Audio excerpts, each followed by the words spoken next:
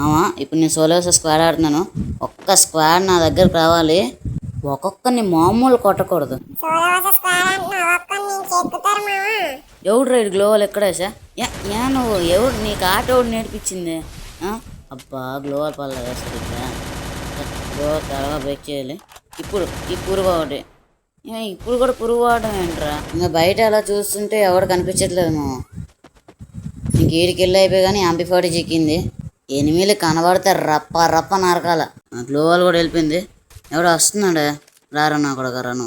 ఏ నా కొడుక్కే ఊరి head shot మామూలు ఇంకెవడు ఊరే రివై వస్తాడు. రివై అబ్బా ఆగరా ఆగరా కొంచెం గ్యాప్ ఎవరా నాయన నువ్వు ఆగరా.